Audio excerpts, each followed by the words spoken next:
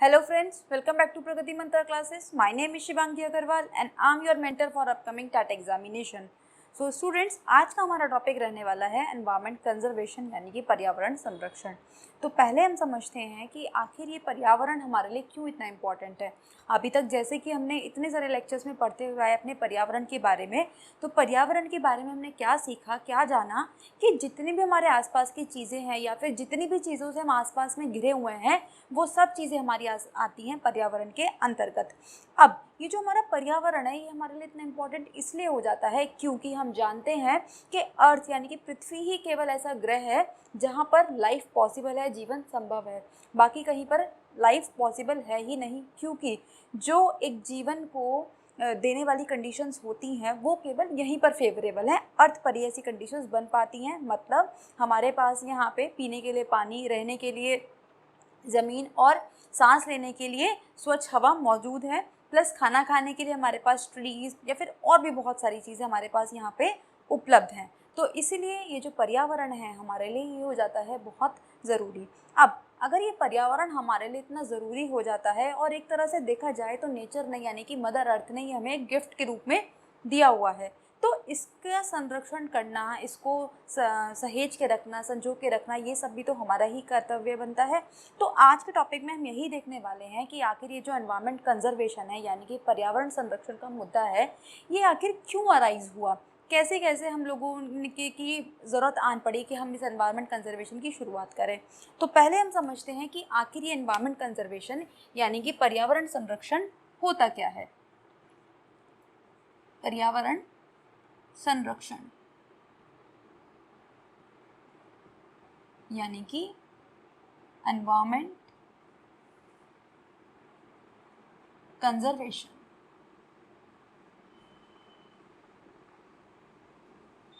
अब देखिए, पर्यावरण संरक्षण क्या डिनोट करता है, ये हमारी उन आदतों को, उन प्रैक्टिसेस को डिनोट करता है जिसके द्वारा हम क्या करते हैं, जितने भी हमारे प्राकृतिक संसाधन हैं उसका हम यूज़ तो करें, लेकिन ऐसे यूज़ करें ताकि हम खुद भी यूज़ कर पाएँ और हमारी जो आगे आने वाली जनरेशन्स हैं, जो पीढ़ियाँ हैं, हम उनके लिए भी बचा के रख सकें। इसी को हमने बोला कंजर्वेशन। देखिए, आप दो वर्ड्स पढ़ते हैं, एक तो आप पढ़ते हैं कंजर्वेशन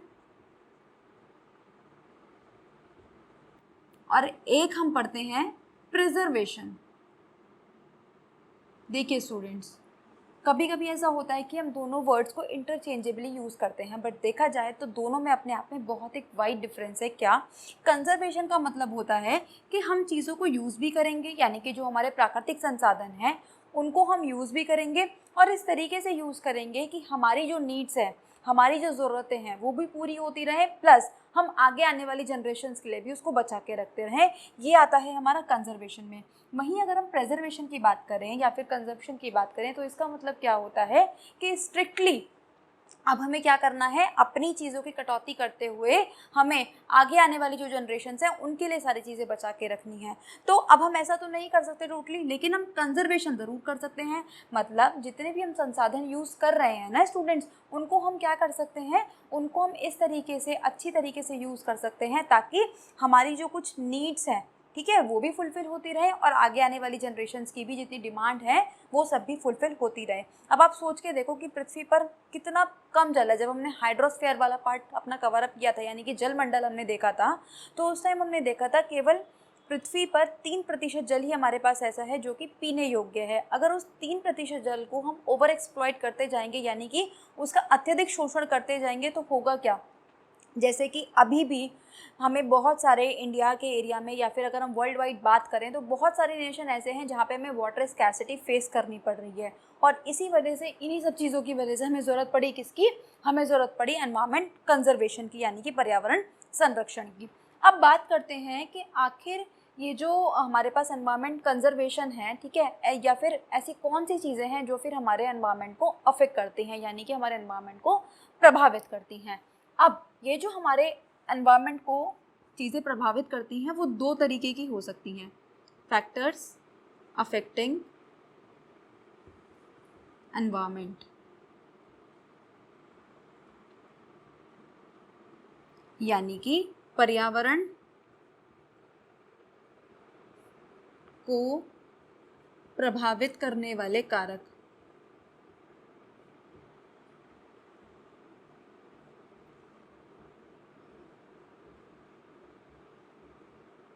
अब देखिए इसमें दो तरीके की क्या चीज़ें हो सकती हैं, एक तो हो सकती है हमारी नेचुरल और एक हो सकती है मैन मेड, या फिर इसको हम एक नाम से और जानते हैं एंथ्रोपोजेनिक। एंथ्रोपोजेनिक। अब देखिए प्राकृतिक चीज़ें वो होती हैं जो कि जिसमें कि ह्यूमन एक्टिविटीज़ इन्वॉल्व नहीं होती, जो कि प्रकृति के द्वारा ही होती हैं। जैसे कि मान लीजिए कहीं पे बाढ़ आ जाए, ठीक है, या फिर कहीं पे बहुत ज़्यादा बारिश होती है तो क्या होता है, सॉइल इरोजन हो जाता है, यानी कि मृदा अपरदन हो जाता है। उसमें क्या होता है कि जो सॉइल की हमारी टॉप मोस्ट लेयर होती है, जो फर्टाइल लेयर होती है, जो उपजाऊ उनकी शक्ति होती है, वो वाली मिट्टी की लेयर पानी के साथ बह के समुद्र में या फिर किसी नदी वगैरह में चली जाती है। तो ये सब तो हो गए हमारे नेचुरल रीजन। लेकिन उसके बाद आते हैं हमारे मैन मेड रीज़न। अब मैन मेड रीजन्स में क्या क्या है, यानी कि जो हम लोग करते हैं उसमें क्या क्या है। जैसे कि मान लीजिए हम इतना ज़्यादा डिफॉरेस्टेशन कर रहे हैं, यानी कि जो हम वनों की कटाई दिन पे दिन करते जा रहे हैं। और क्यों करते जा रहे हैं वनों की कटाई? क्योंकि हमें बड़ी बड़ी इंडस्ट्रीज़ लगानी है, क्योंकि हमारी पॉपुलेशन इतनी बढ़ चुकी है कि हमें जो एरिया है उसको किस में कन्वर्ट करना है, हमें उसे क्रॉप्स वहाँ पे लगानी है, यानी कि हमें वहाँ पे खेती करनी है, या फिर हमें वहाँ पे कोई इंडस्ट्री सेटअप करनी है, या फिर घर बनाने हैं। तो इन सब चीज़ों के लिए हम क्या कर रहे हैं लगातार, सबसे ज़्यादा कि हम वनों को काट रहे हैं। और जैसे जैसे पॉपुलेशन बढ़ रही है वैसे वैसे कहीं ना कहीं हमें देखने को मिला है कि जो प्रदूषण है, यानी कि जो पोल्यूशन लेवल है, वो भी इंक्रीज़ होता जा रहा है। ठीक है, तो ये सब रीज़न है जो कि हमारे एनवायरनमेंट को अफेक्ट करते हैं और जो किस में आते हैं, मैन मेड में आते हैं। अब ये जो मैंने आपको रीजंस बताए कि हम डिफॉरेस्टेशन कर रहे हैं, अर्बनाइजेशन कर रहे हैं, ओवर एक्सप्लॉयटेशन कर रहे हैं चीज़ों का, उससे क्या हो रहा है स्टूडेंट्स, उससे हो रही है हमारी पोल्यूशन की समस्या। अब आखिर ये पोल्यूशन क्या होता है, यानी कि प्रदूषण क्या होता है? तो प्रदूषण हमारे पास एक बिल्कुल, अगर हम सीधे शब्दों में इसको समझें तो वो चेंजेस होते हैं जो कि एनवायरनमेंट में हमें नहीं चाहिए थे। मतलब हार्मफुल अनवांटेड चेंजेस जो कि हमारे एनवायरनमेंट में हो रहे हैं कुछ गतिविधियों की वजह से, हमारी ह्यूमन एक्टिविटीज़ की वजह से, लेकिन जो हमें नहीं चाहिए थे। ठीक है, अब जैसे कि आप लोगों ने अपनी छोटी क्लासेस में स्कूल लेवल पे पढ़ा होगा कि मेनली जो हम अपने पोल्यूशन को डिवाइड करते हैं वो 3 लेवल पे करते हैं, एयर, वाटर एंड सॉइल।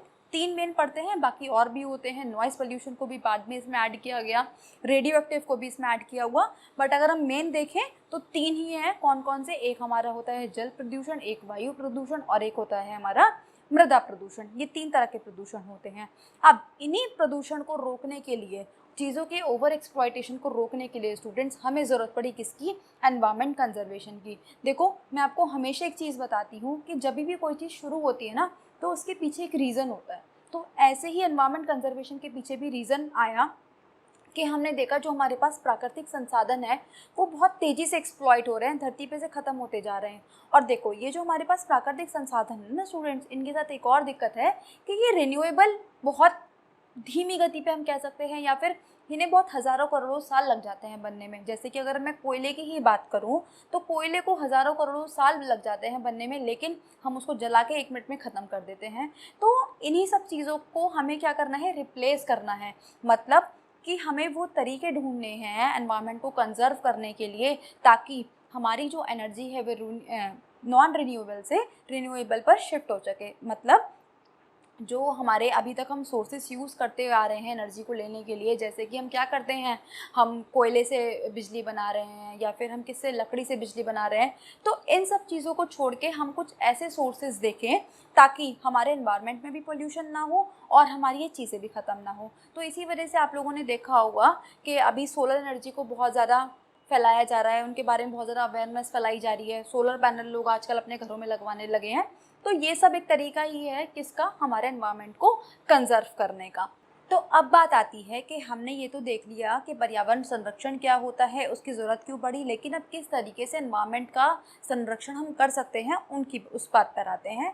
तो देखिए हम क्या कर सकते हैं कि जो हमारे वन है उसका संरक्षण कर सकते हैं, या फिर हम क्या कर सकते हैं, जितने भी हमारे पास सॉइल है, मिट्टी है, उसका हम कंजर्व कर सकते हैं। और उसको किस तरीके से कंजर्व कर सकते हैं? सबसे अच्छा तरीका अफॉरेस्टेशन करके, यानी कि ज़्यादा से ज़्यादा पेड़ लगाकर। अब देखो स्टूडेंट्स, जो हम पेड़ लगाएंगे ना उससे हमारे कई सारे फायदे होंगे। ना केवल उससे सॉइल इरोजन बचेगा, यानी कि मृदा अपरदन बचेगा, बल्कि क्या होगा, जो हमारी एयर की क्वालिटी है वो भी अच्छी होगी। दूसरा, बारिश में भी हम जानते हैं कि पेड़ हमारे हेल्प करते हैं। तो आप सोच के देखिए कि केवल पेड़ लगाने से हमारा जल, थल, वायु सब चीज़ें हमारी अच्छी हो रही हैं। ठीक है, तो इस तरीके से हम अपने एनवायरनमेंट को कंजर्व कर सकते हैं। और नेक्स्ट एक इम्पॉर्टेंट चीज़ आती है जो कि आपकी एनसीईआरटी बुक में भी गिवन है, वो है 3R। अब ये 3R क्या है? ये है हमारे पास रिसाइकिल, रीयूज और रिड्यूस। ये 3R हमसे क्या कहते हैं कि हमें चीज़ों को रिसाइकिल करना है। रिसाइकिल किस तरीके से? जैसे कि आप लोगों ने देखा होगा कि आपके घर में जो रद्दी होती है या फिर कूड़ा कबाड़ा, प्लास्टिक या लोहे का सामान होता है, एक कबाड़ी वाला आता है आपसे और ले जाता है। अब वो क्या करता है? वो इन चीज़ों को कर देता है रिसाइकिल। ठीक है, ये सब रिसाइकिल हमारे उसमें इंडस्ट्रीज़ में चले जाते हैं और उसी को हम रिसाइकलिंग करके दोबारा से यूज़ करा जाता है। तो इससे क्या हो रहा है, जैसे कि मान लीजिए आपने पेपर, अपनी सारी रद्दी बेच दी, ठीक है, तो उससे क्या हो रहा है कि पेपर हम जानते हैं कैसे बनता है, लकड़ी के काटने से, पल्प से बनता है। तो अगर हम पेपर को रिसाइकिल करके दोबारा से अगर उसी पेपर को यूज़ करेंगे तो होगा क्या कि जो हमारे फॉरेस्ट हैं, जो हमारे पेड़ हैं पेपर के लिए जो काटे जाते हैं, वो कम काटे जाएंगे। तो हमने क्या कर दी, चीज़ों की रिसाइकलिंग कर दी। ठीक है, इसी तरीके से होता है रीयूज़। रीयूज़ का मतलब क्या होता है, जैसे कि नाम से ही समझ में आ रहा है कि किसी भी चीज़ को दोबारा से यूज़ करना। ठीक, अब वो हम कैसे यूज़ कर सकते हैं? जैसे मान लीजिए आपके घर पे जैम के खाली बॉटल्स हैं, ठीक है, या फिर हम कोल्ड ड्रिंक्स की बॉटल आती हैं, तो उसमें हम क्या कर सकते हैं, अपने घर का कुछ सामान स्टोर करके रख सकते हैं। तो मतलब हमने क्या करा, हमने पहले उस कंटेनर में से जो वो एक्चुअल आया था उसको हमने यूज़ कर लिया और दोबारा से हमने उसको अपने घर के सामान में यूज़ कर लिया। या फिर जैसे कि एक बहुत अच्छा एग्जाम्पल कि जब हम लोग कपड़े धोते हैं तो जो कपड़े धोने के बाद जो पानी बच जाता है उससे हम घर की सफाई भी कर सकते हैं। तो ये क्या कर दिया, हमने उस पानी को 2 बार यूज़ कर लिया, तो इसी को हमने क्या बोला, रीयूज़ बोला। इसके बाद आती है बात रिड्यूस की। रिड्यूस का मतलब होता है कि जो हमारी नीड्स हैं, देखिए उनको हम ख़त्म तो नहीं कर सकते लेकिन कुछ हद तक हम उनको कम कर सकते हैं। जैसे कि मान लीजिए आपके किसी एरिया से आप लोग 4 लोग हो जो कि एक ही जगह पे रहते हो और सेम टाइम पे आप लोग एक ही रास्ते में आपके स्कूल या कॉलेजेस या फिर जॉब वाले प्लेसेस पढ़ते हैं। तो आप लोग क्या कर सकते हो कि आप लोग साथ में आ सकते हो, यानी कि आप लोग कार पूलिंग कर सकते हो, शेयरिंग कर सकते हो। जैसे कि आजकल तो अगर हम देखें तो जो हमारी कैब्स चलती हैं, ओला या उबर है, तो ये भी क्या करते हैं, कार पूलिंग करवाते हैं, कैब शेयरिंग करवाते हैं। ताकि क्या होगा, इससे पेट्रोल जो होगा हमारा कम खर्च होगा। पेट्रोल कम खर्च होगा तो इससे 2 फ़ायदे होंगे, एक तो एनवायरनमेंट में पोल्यूशन कम होगा, प्लस ये जो हमारा नॉन रिन्यूएबल रिसोर्स है पेट्रोल, ठीक है, उसकी भी जो खपत है वो भी कम होगी। तो इस तरीके से हम काफ़ी सारी चीज़ें रिड्यूस कर सकते हैं। और क्या हम रिड्यूस कर सकते हैं, जैसे कि मान लीजिए हम घर से कुछ शॉपिंग करने जा रहे हैं तो हम अपने घर से एक कपड़े का बैग लेकर जाएं, ठीक है, बजाय कि हम जगह जगह से पिन्नी लें। जैसे कि मान लो आपने 5 शॉप्स पे शॉपिंग करी तो आपको वो 5 पॉलीथीन देगा, इससे अच्छा कि हम घर से एक बैग लेकर जाएं। तो होगा क्या उससे कि हम प्लास्टिक के यूज़ को भी कम कर पा रहे हैं। तो हमें अपने एनवायरनमेंट को कंजर्व करने के लिए इन 3 R's को अपनी लाइफ में यूज़ करना होगा, अपनी लाइफ में इनको उतारना होगा। और देखिए ये सब चीज़ें ना केवल मतलब पढ़ाने के लिए नहीं, बल्कि ये आपको डेली लाइफ में उतारनी भी है, क्योंकि ऐसा तो हमारा संविधान भी कहता है, जिसके बारे में हम अभी बात करेंगे। इसके बाद हम क्या कर सकते हैं, इसके बाद हम कर सकते हैं पोल्यूशन को कंट्रोल। ठीक है, यानी कि हमें प्रदूषण पे भी नियंत्रण करना होगा। अब प्रदूषण को नियंत्रण करने के लिए डिफरेंट हमारे पास बहुत सारे तरीके के एक्ट्स बनाए जा रहे हैं। ठीक है, अगर हम भारत के लेवल पर देखें या फिर विश्व के लेवल पर देखें तो बहुत सारे अधिनियम, बहुत सारे समिट्स, ठीक है, ये सब चीज़ें चलती रहती हैं, शुरू होती रहती हैं और शुरू करी भी गई हैं लास्ट ईयर्स में। तो अब चलिए उनके बारे में एक करके देखते हैं कि वर्ल्ड लेवल पे यानी कि ग्लोबल लेवल पे हमने क्या स्टेप्स लिए हैं और इंडिया के लेवल पे हमने क्या स्टेप्स लिए हैं, उनके बारे में बात करते हैं। तो सबसे पहले हम देखते हैं कि ग्लोबली हमने क्या इंपॉर्टेंट स्टेप्स लिए हैं। देखिए वैसे तो बहुत सारे स्टेप्स हैं जो कि वर्ल्ड वाइड चलते रहते हैं कुछ ना कुछ, लेकिन हम सबसे पहले बात करेंगे जो हमारी बहुत मोस्ट इंपॉर्टेंट है और जहाँ से हमारे एग्जाम्स में क्वेश्चन पूछे जाते हैं, तो हम आज उनको डिस्कस करेंगे। तो इसी सीरीज़ में पहला है हमारे पास स्टॉकहोम समिट। स्टॉकहोम समिट यानी कि स्टॉकहोम सम्मेलन।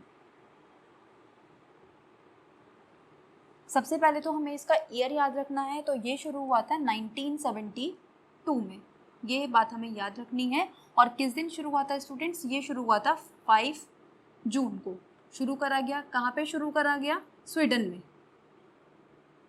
ये चीज़ें हमें याद रखनी है कि सबसे पहली अगर हम देखें ग्लोबल लेवल पे, जहाँ पे बहुत सारे कंट्रीज़ ने आके हमारे पर्यावरण के बारे में, क्लाइमेट के बारे में बात करी, ठीक है, आपस में मीटिंग करी और काफ़ी सारे स्टेप्स उठाए गए हमारे एनवायरनमेंट को कंजर्व करने के लिए, तो वो था स्टॉकहोम समिट, जो कि कहाँ हुआ, स्वीडन में हुआ। और कब हुआ, ये हुआ हमारा 5 जून 1972 को। अब ध्यान रखिए, यहीं से बात आती है कि जो हमने वर्ल्ड एनवायरनमेंट डे है ना 5 जून को सेलिब्रेट करना शुरू करा, वो इसी की वजह से शुरू हुआ। कैसे? क्योंकि देखो 1972 में हमने पहला स्टेप लिया अपने एनवायरनमेंट को कंजर्व करने के लिए, और ठीक इसी दिन को सेलिब्रेट करने के लिए ठीक नेक्स्ट ईयर से, यानी कि 1973 5 जून से हम लोगों ने वर्ल्ड एनवायरनमेंट डे को सेलिब्रेट करना शुरू करा, और जिसको आज तक हम सेलिब्रेट करते हुए आ रहे हैं। यानी कि इसका मतलब क्या, विश्व पर्यावरण दिवस। तो ये बात हमें याद रखनी है कि ये क्यों शुरू हुआ, क्योंकि हमने इस दिन स्टॉकहोम सम्मेलन को शुरुआत की थी। इसके बाद बात आती है हमारे पास किसकी, ठीक इसके 20 साल बाद। ध्यान रखिए, स्टॉकहोम सम्मेलन के ठीक 20 साल बाद, यानी कि 1992 में हुआ हमारे पास रियो अर्थ समिट। रियो अर्थ समिट यानी कि रियो पृथ्वी सम्मेलन।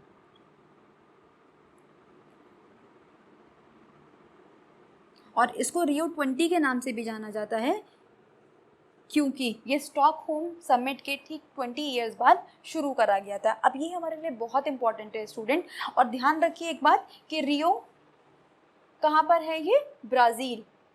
तो ये जो सबसे पहला समिट था ये कहाँ पर हुआ था, हमारा ब्राज़ील में हुआ था। और इसमें हमारे कुछ लेख प्रकाशित करे गए थे, मतलब कुछ आर्टिकल्स थे जो पब्लिश करे गए, जैसे कि एजेंडा 21, ठीक है, और आवर कॉमन फ्यूचर।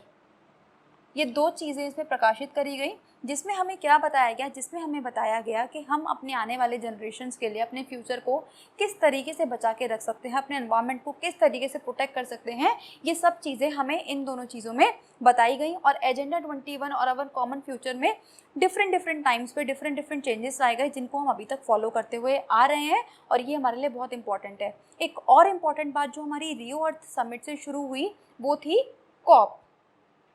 ठीक, अब कॉप में ध्यान रखिएगा, जो इसकी कॉप की हमारी पहली मीटिंग थी, जिसमें बहुत सारे देशों ने आके हिस्सेदारी करी, भागीदार बने, और क्या करा कि डिफरेंट मुद्दों पे अपनी ओपिनियन रखे, और ये डिसाइड करा आपस में मिलकर कि किस तरीके से हम इस पॉल्यूशन से निपट सकते हैं, एनवायरनमेंट को सुरक्षित रख सकते हैं। तो जो इसकी पहली मीटिंग थी स्टूडेंट्स, उसके बारे में हम याद रखेंगे। ये जो कॉप पहली मीटिंग हुई थी, ये हुई थी बर्लिन में। नाम याद रखेंगे, पूछ लिया जाता है। और ध्यान रखिए, जो कॉप की मीटिंग है ये हर साल आयोजित करी जाती है। इसी श्रृंखला में जो हमारे लिए कॉप 21 है स्टूडेंट्स, ये कहाँ पे हुआ था, पेरिस में हुआ था। ये हमारे लिए बहुत इंपॉर्टेंट है। क्यों?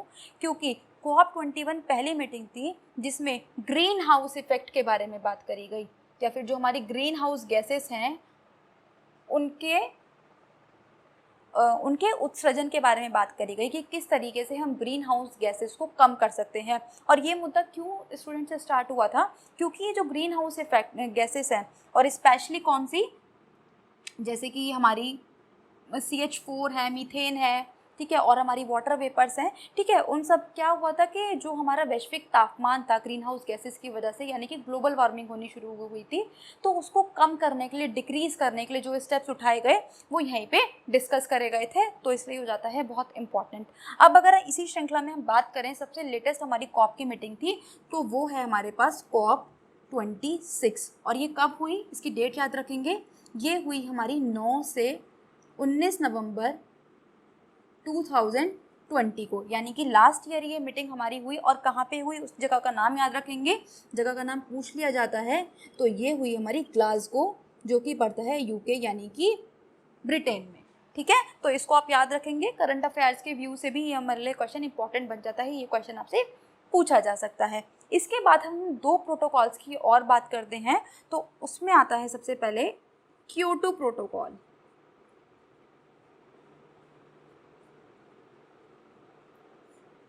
ठीक।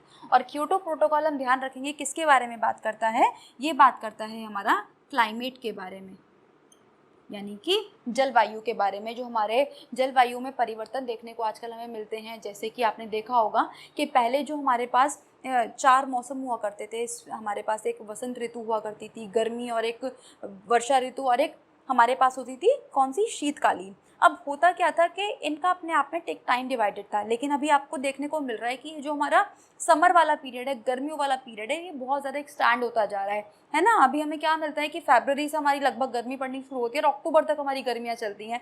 तो ये क्या हो रहा है स्टूडेंट्स के, पॉल्यूशन की वजह से, इन ग्रीन हाउसेज इफेक्ट की वजह से, ग्लोबल वार्मिंग की वजह से क्या हो रही है कि जलवायु में बहुत तेज़ी से परिवर्तन आ रहा है। यानी कि जो हमारे अवांछनीय चेंज थे वो हमें अपने क्लाइमेट में देखने को मिल रहे हैं। तो उसी के लिए क्योटो प्रोटोकॉल शुरू करा गया था, और ये याद रखिए ये शुरू करा गया था कहाँ पर, जापान में, और ये शुरू हुआ हमारा 1997 में। और स्टूडेंट्स हमने इस पे किस पे बात करी, इसमें हमने बात करी जो हमारा कार्बन उत्सर्जन है, यानी कि जो हमारे कार्बन की जो रिलीज़ हमारे एनवायरनमेंट में हो रही है, यानी कि जो कार्बन डाइऑक्साइड है, CO है, कार्बन मोनोऑक्साइड है, इनके बारे में हमने बात करी सबसे पहली बार क्योटो प्रोटोकॉल में। इसके बाद एक और इम्पॉर्टेंट प्रोटोकॉल जो कि हमारा शुरू हुआ 1987 में, मॉन्ट्रियल प्रोटोकॉल।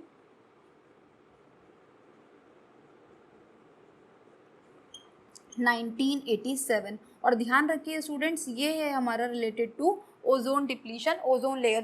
क्वेश्चन डायरेक्टली पूछा जाता है कि वो कौन सा प्रोटोकॉल है जो हमारा कार्बन से रिलेटेड है, तो ध्यान रखिए वो है क्योटो कार्बन, का से कार्बन और का से क्योटो, इस तरीके से आप याद रख सकते हैं। और दूसरा है आपके पास मॉन्ट्रियल प्रोटोकॉल जो कि हमारा किससे रिलेटेड है, ये है हमारा ओजोन लेयर डिप्लीशन से रिलेटेड। अब देखिए इसमें ये क्यों शुरू हुआ, ये शुरू हुआ क्योंकि अंटार्कटिका के ऊपर एक बहुत बड़ा ओजोन होल देखा गया, मतलब जो हमारी ओजोन की परत है उसमें एक छिद्र देखा गया काफ़ी बड़ा। और ये क्यों हो रहा था स्टूडेंट्स, जो हमारे रेफ्रिजरेटर में से एक हानिकारक गैस निकलती है जिसको हम बोलते हैं क्लोरोफ्लोरोकार्बन, शॉर्ट फॉर्म में हम इसको बोलते हैं CFC।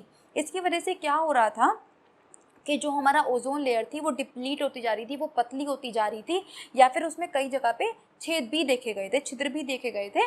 तो उसी के लिए हमने स्थापित करा मॉन्ट्रियल प्रोटोकॉल। और एक बात आप और याद रखेंगे CFC के बारे में कि ये कहाँ से रिलीज़ होती है, कहाँ से निकलती है। मेनली ये निकलती है हमारे जितने भी रेफ्रिजरेटर्स होते हैं, यानी कि जो हमारे घर में फ्रिज इस्तेमाल होते हैं या फिर जो AC होता है उसमें से ये मेनली निकलती है। बाकी और जो हमारे खुशबू वाले जितने भी फ्रेगरेंस वाले प्रोडक्ट्स होते हैं उसमें भी ये थोड़ी बहुत मात्रा में प्रेजेंट होती है। तो ये सब चीज़ें थी हमारी कौन सी, जो कि हमारे ग्लोबल लेवल पे स्टेप्स लिए गए हमारे एनवायरनमेंट को बचाने के लिए। अब हम देखते हैं जो स्टेप्स हमने नेशनल लेवल पे यानी कि इंडिया के लेवल पर लिए। तो अब हम डिस्कस करेंगे उन लॉज के बारे में जो कि आज़ादी के बाद पावर में आए। तो सबसे पहला इम्पॉर्टेंट एक्ट जो कि आज़ादी के बाद हमारे पास पावर में आया वो था वाइल्ड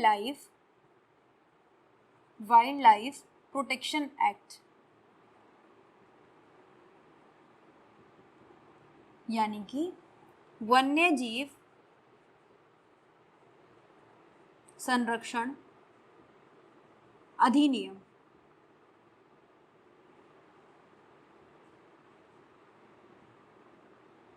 अब देखिए स्टूडेंट, जितने भी हम ये एक्ट्स पढ़ रहे हैं इसके बारे में आपको इनके जो ईयर है वो याद रखने हैं, क्योंकि ईयर आपसे कई बार एग्जाम में पूछे जाते हैं। तो ये जो वाइल्ड लाइफ प्रोटेक्शन एक्ट था ये आया था हमारा 1972 में। और इस एक्ट में क्या चीज़ें बोली गई, इसमें बोला गया कि जो हमारे पास दुर्लभ प्रजातियां हैं, दुर्लभ प्रजातियों का मतलब है कि या तो वो किसी स्पेसिफिक जगह पर ही मिलती हैं या फिर जिनकी जो संख्या है वो बहुत कम है, ठीक है, उनको हमने क्या करा, कंजर्व कर दिया। और इसमें बहुत सारे ना केवल दुर्लभ प्रजातियां बल्कि हमने इसमें क्या करा, जो हमारे सरीसृप हैं यानी कि जो हमारे रेप्टाइल्स होते हैं, इंसेक्ट्स होते हैं, बहुत सारी चीज़ों को इसमें इंक्लूड करा गया और उनको कंजर्व करा गया। और टाइम टाइम पर स्टूडेंट जैसे ही ज़रूरत पड़ी वैसे हमने इस एक्ट में चेंजेस भी करे और कड़े प्रावधान भी बनाए गए कि अगर इनका कोई उल्लंघन करता है तो वह सज़ा का प्रार्थी होगा, मतलब उसको सज़ा मिलेगी या फिर किसी ना किसी तरीके का जुर्माना उस पर लगाया जाएगा। और ध्यान रखेंगे इसी वाइल्ड लाइफ प्रोटेक्शन एक्ट के अंतर्गत ही सेंट्रल जू अथॉरिटी की स्थापना भी करी गई, यानी कि केंद्रीय चिड़ियाघर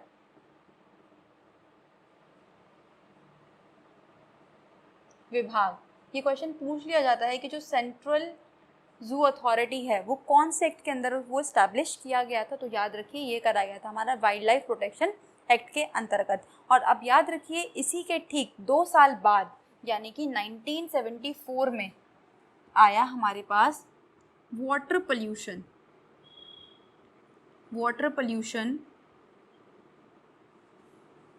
कंट्रोल एंड प्रिवेंशन,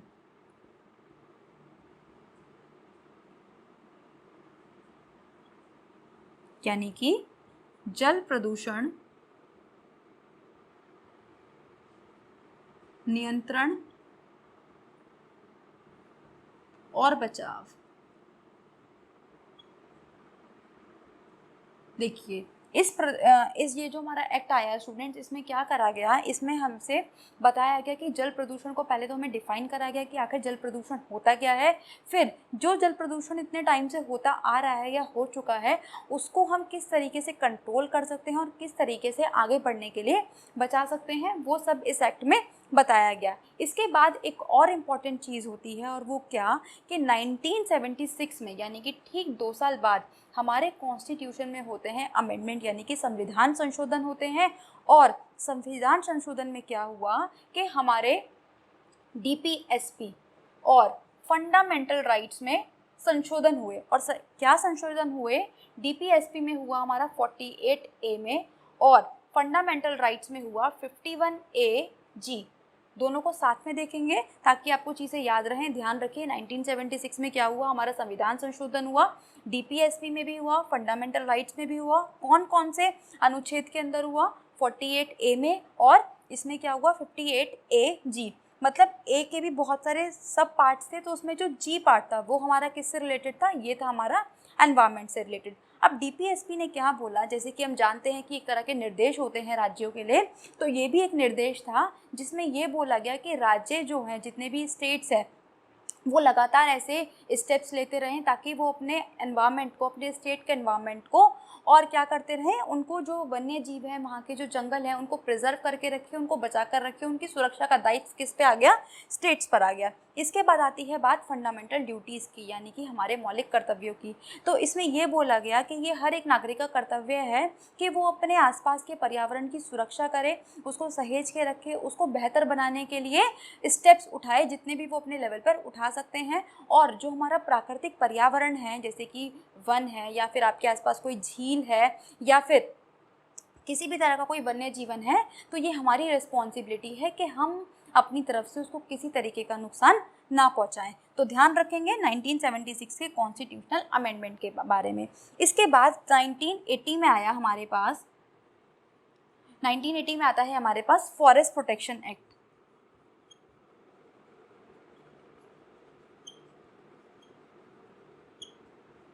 यानी कि वन संरक्षण अधिनियम।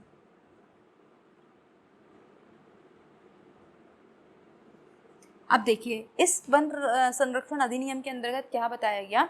देखो इससे पहले और भी एक्ट हमारे पास आए और जिसमें ये बोला गया कि कोई भी अगर देश है तो उसके 33% भूभाग पर क्या होने चाहिए, पेड़ होने चाहिए, यानी कि ग्रीनरी होनी चाहिए। लेकिन ऐसा हो नहीं पा रहा था, बल्कि लगातार क्या हुआ कि जो हमारी ग्रीनरी थी, जो हमारे पेड़ थे, उनमें लगातार एक कमी देखी जा रही थी, गिरावट देखी जा रही थी।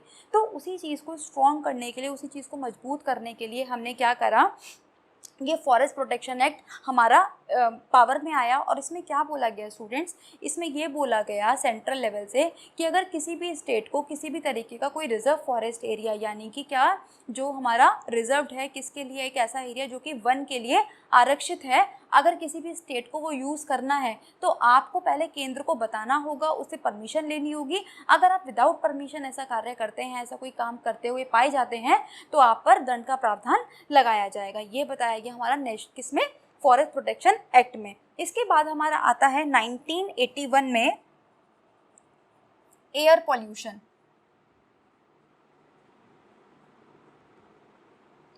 और एयर पॉल्यूशन में भी फिर हमने क्या देखा, इसके कंट्रोल और किसके बारे में देखा, हमने प्रिवेंशन के बारे में देखा कि आखिर इस एयर पॉल्यूशन को, यानी कि जो हमारा वायु प्रदूषण है, उसको किस तरीके से हम कंट्रोल कर सकते हैं और किस तरीके से उसके बचाव के कार्य चलाई जा सकते हैं। इसके बाद लास्ट जो इम्पोर्टेंट हमारे लिए एक चीज़ बची है वो है 1986। अब 1986 में क्या आया हमारे पास, ये आया एनवायरमेंट कंजर्वेशन एक्ट।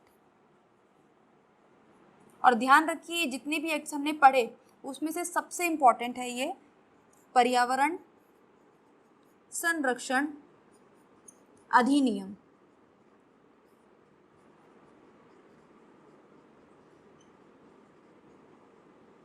अब देखिए इसके बारे में हम याद रखेंगे 1986 के बारे में कि ये किसके टाइम पर पास हुआ था। तो जब हमारे राजीव गांधी प्राइम मिनिस्टर थे, ये उनके टाइम पे ये जो हमारा बिल था ये एक अधिनियम बना।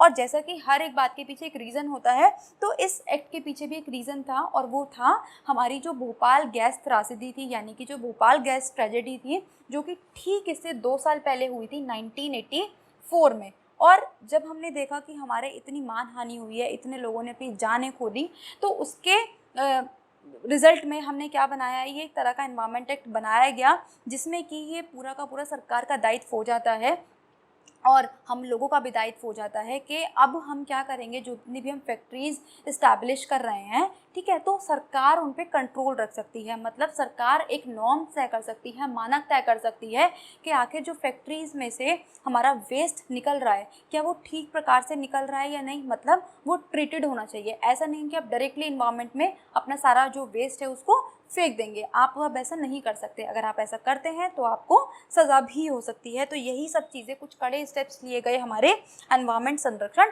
अधिनियम में। तो स्टूडेंट्स ये था हमारा पूरा का पूरा टॉपिक, जिसमें हमने देखा एनवायरनमेंट कंजर्वेशन के बारे में कि वो होता क्या है, हमें उसकी ज़रूरत क्या पड़ी, और उससे रिलेटेड जितने भी हमारे सम्मेलन हुए इम्पॉर्टेंट, या फिर जितने भी इंडिया में एक्ट बनाए गए, अधिनियम बनाए गए हमारे एनवायरनमेंट को बचाने के लिए। आई होप आपको सारी चीज़ें समझ में आई होंगी और अच्छा लगा होगा। तो अच्छा लगा है तो आप इसको लाइक करना ना भूलें, फ्रेंड्स के साथ ज़्यादा से ज़्यादा शेयर करना ना भूलें।